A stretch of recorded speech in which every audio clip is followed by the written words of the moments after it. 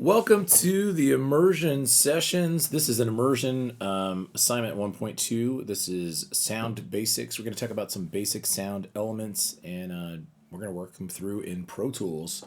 So first of all, we're in Pro Tools. Right now we're in the edit window. If you're not familiar with Pro Tools, that's fine because this is where you're going to start to learn this as you go. So, for this course, we're really focused on what files are in the Pro Tools session, just to get you familiar with working with sounds and tracks, and just having some familiarity in listening and what to listen for. So to begin, you are going to be answering questions as part of this assignment, and those questions will ask specific things about what's happening inside of this session. So there's a handful of questions that talk about what types of sounds you're listening to. So you should open up those questions and be looking at those alongside of this video while you're walking through this, so you have an understanding of how to answer the questions, and then you can post those and respond on the MLP. So for starters, what I'm actually going to do really quickly is I'm just going to play through the session. Everything's really labeled pretty well here. You can see there's a kick, a snare, a clap, a percussion track, a pluck track, a vox track, which is vocals, and then an auto vox, which is auto-tune vocals.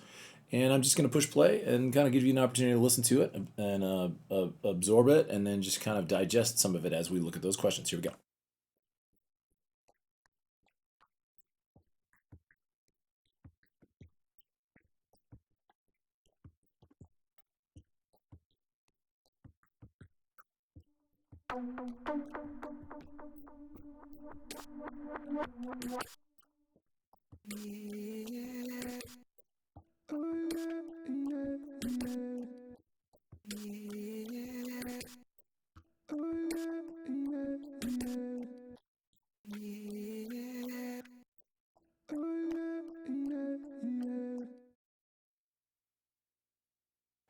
Cool. This is a really simple session. You can hear there's a couple of things happening. It's a pretty quick progression. We're moving forward at a tempo of quarter note equals 160. And you'll notice a lot of these are really just loops that are copy and pasted or duplicated along the way. They're kind of manipulated in a way where they're set up in a small kind of basic arrangement. So, starting with the claps, you can see these are real short, they're percussive. And if I'm going to activate the grid just so you can see where the grid resolutions are, we're in bars and beats in the grid. And what that shows us is it shows us each bar and each beat. And if we break it down to quarter note beats, then you can see here's beat one, bar one, beat two, three, four, and then bar two. And you can see each of these claps fall on that. So we'll just take a moment and solo the claps just so you can kind of get oriented to what you're looking at.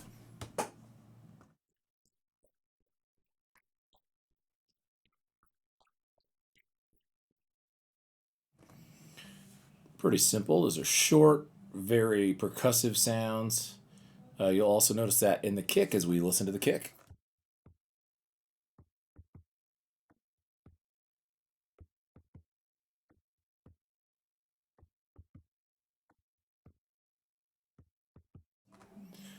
And then we'll take a look at one other percussive element here that we can see is the snare.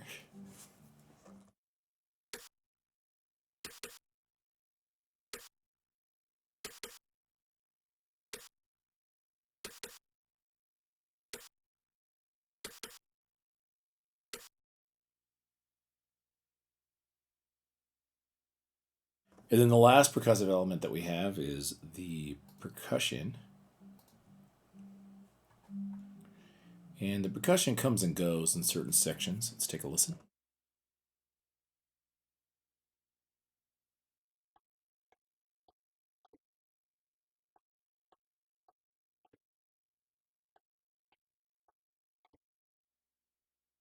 So you can see that a lot of these percussive elements, the kick, the snare, the clap, the percussion, are all very quick sounds. What you'll see then from here is as we kind of get to the more elongated sounds, as we start looking at things like this pluck. And let's take a listen to this. Now, actually, one of the things that I did with this one, because I wanted to just try out to see what it sounded like, is I performed this into Pro Tools and recorded it. The pluck, it's very basic, but then at the end of the one bar, I duplicated it, and then I reversed it. So it's actually going backwards on the other side. So it does this sound. You'll see here.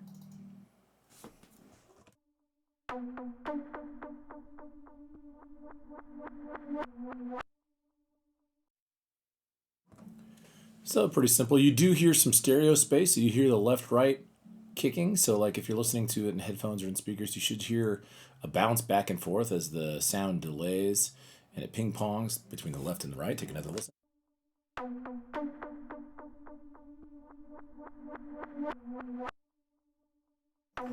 So great use of stereo space, whereas like the clap is in stereo, but it's real basic. There's not a whole lot of width to it.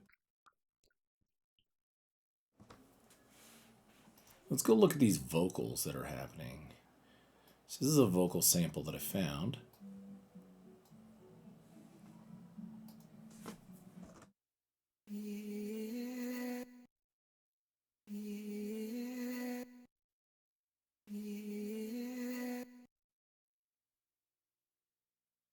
You'll notice that the waveform here is elongated. You'll notice that it takes. I'm going to zoom into it just a little bit more so you can see it. You notice that it takes a little bit more time to come and go, and that's very typical of the voice. Like you'll see a lot of times with the voice, just this overall swelling to, and that's what's happening here. It's like it's the growth is happening over time.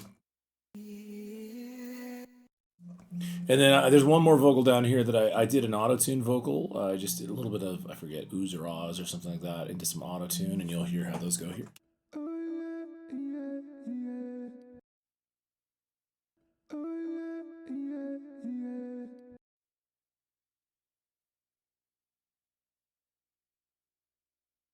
And so some of the questions you're going to see are going to ask you about like identifying what these tracks are, what they look like. And then I think that even the last question asks you if you like look at the session, how many tracks do you see overall? You don't count the master output, just these ones right here. So you might want to just take a peek, take a look, count them out. Even though they're in stereo, they count as one track. And essentially, you can see how this arrangement goes. Well, let's do it one more time, and then we'll move on.